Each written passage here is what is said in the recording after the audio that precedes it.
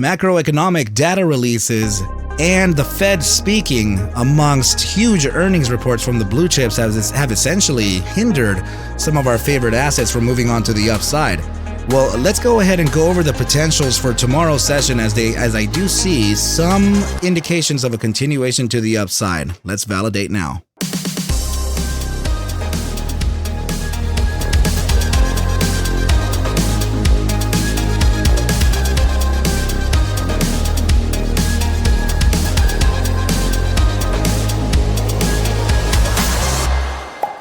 What is up, you guys? Thank you so much for stopping by once again. This is ARCa coming at you with a VIRI, VIRI, technicals and raw price action thread of analysis on this Hump Day Wednesday.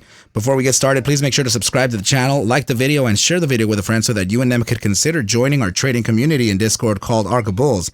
With that said, let's dive right into the charts. Okay, team, so I must warn you real quick that I have my little co-host right next to me, right? That's my son. We're alone in the house right now, so he's actually going to join us here for the statistics behind our favorite tickers, right? So if he chimes in, just know that he has a very bullish sentiment for the asset at hand, okay? So that's my little one right next to me. Okay, team. So yeah, let's go ahead and get this started now, team. So let's put out in the light here the very, very obvious things, okay? First of all, we are noticing that we are building this, careful, buddy, careful your head, you okay? He just hit his head under the desk, right? So please notice here that we do have a macro inverse head and shoulders, right? So this is giving us the indication of a potential, a large target to the upside. And in all essence, this is also kind of a bear trap, isn't it? Right? So we're looking at a rising wedge. So this rising wedge, traditionally it's known as a bearish formation, right? So it does have actually a pretty low target if we are to consider those targets. Some of those targets would lead down to 87 cents. But if you're not paying close enough attention here amongst this, this formation that actually has both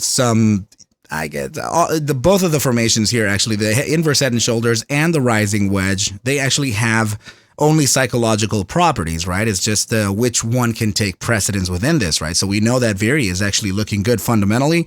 Everything is actually leading to believe that the asset can continue to the upside here. So there is macro bullish sentiment behind this asset, right? Another thing is that as soon as we start combating the top side of about 240, well, the price action is a little bit free there, isn't it?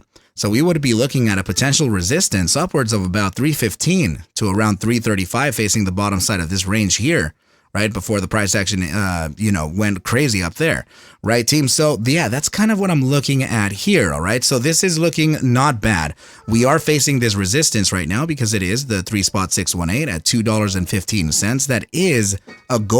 That is actually the golden ratio. So it's natural for us to find that resistance there, right? So that's our little guy playing us some tunes in the piano behind us, right? He's just wanting to make sure that we're all relaxed for another day trade, right? So let's go ahead and just see why it actually pulled back though, right? So I can only imagine that the asset wanted to find support from the golden pocket, right? So go ahead and notice here that the price action led to a downside of about 202.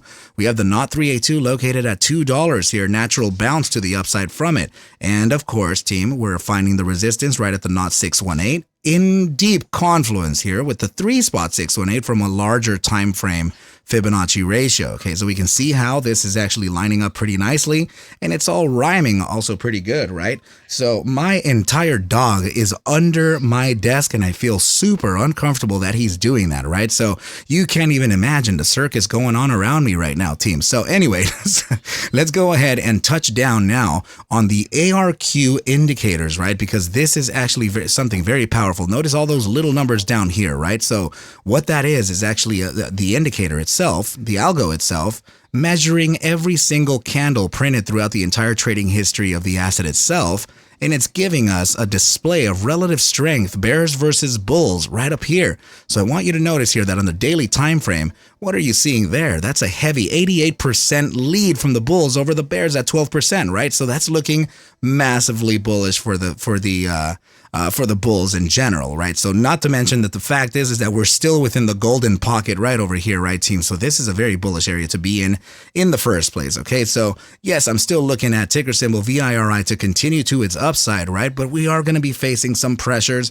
Today was actually the FOMC meeting, right? We got the 25 bips.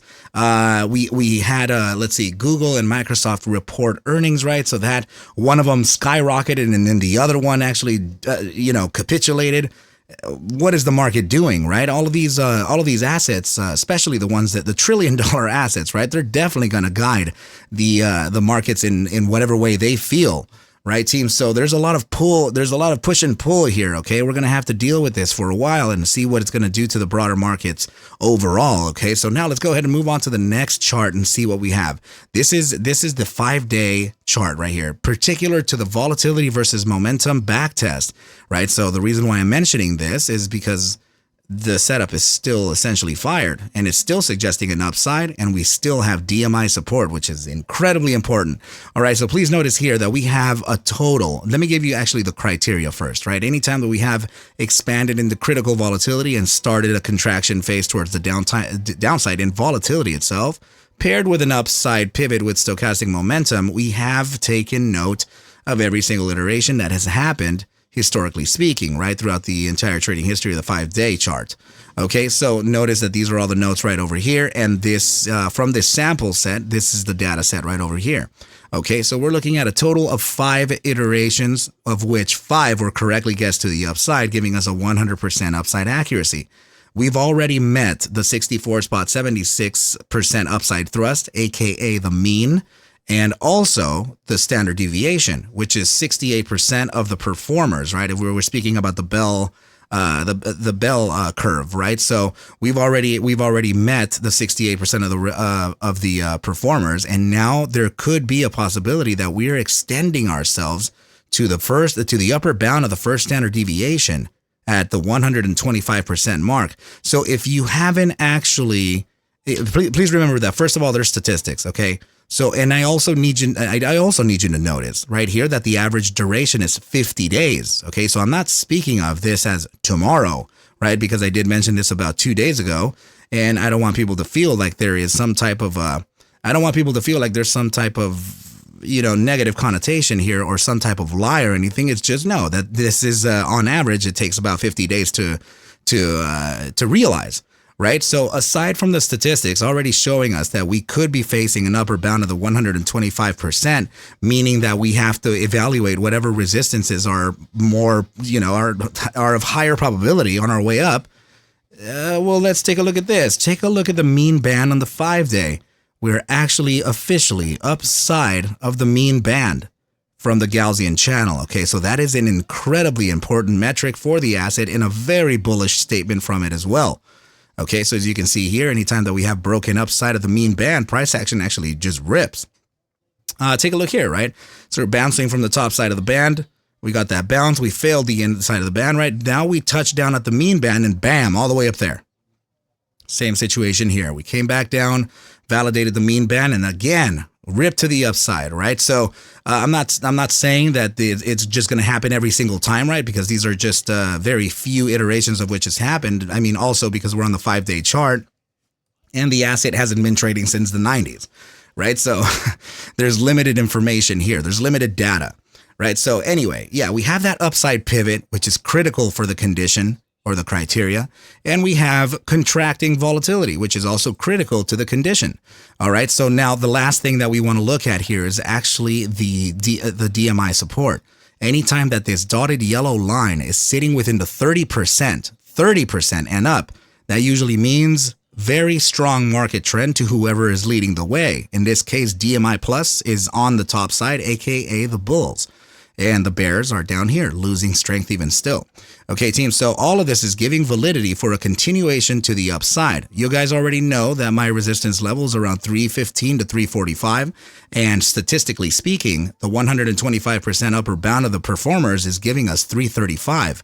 Okay, so we do have some targets to look at. Okay, team, so just be aware, right? Be aware of whatever is happening here in the markets. Let's just make sure that we can manage our risk on our way up. Okay, so now let's look at the last part of the analysis here. This is going to be the RSI. Please notice here that the 30-minute immediate short-term time frame, although it's on top, meaning the RSI signal is above the SMA 14, which is typically looked at as bullish, it is essentially facing straight to the right, which is in all essence consolidation even still, which is pretty reminiscent to what's occurring in the markets presently, right? With the macroeconomic data releases and the rate hikes and also the massive earnings season that we're facing right now. Okay, so it's only natural for our favorite assets to essentially be a bit, I don't want to say it like this, but to be either let's just say a little crippled, right? So they are going to be they're going to be at the mercy of the broader markets, okay? At least for now, right? It's only temporary before we can actually lock back down and get back into the normal situation, and then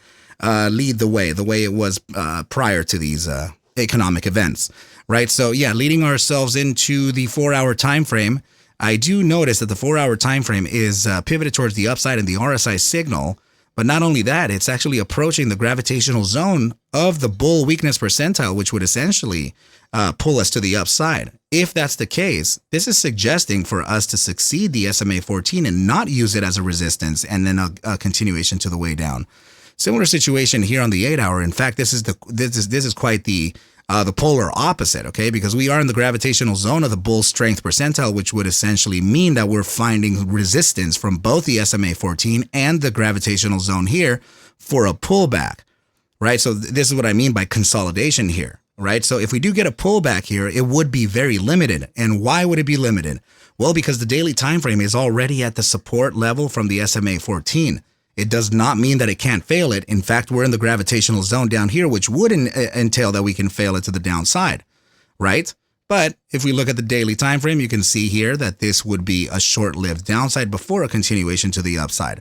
We have been pretty much under the SMA 14 since June 2023, right? This is June 16th. So we're finally catching the upside of it here. We're finally breaking out of it almost perfectly a month later. So it's only natural for us to pull back a bit and just get this validation before a continuation to the upside. And I do see this as still the asset trying to validate the mean band at around let's see where the mean band is located. It's located at about 212, right? So that's what I'm saying here, team. There could be a pullback here, even beyond that area. We could test the prior day's low, which is, let's see.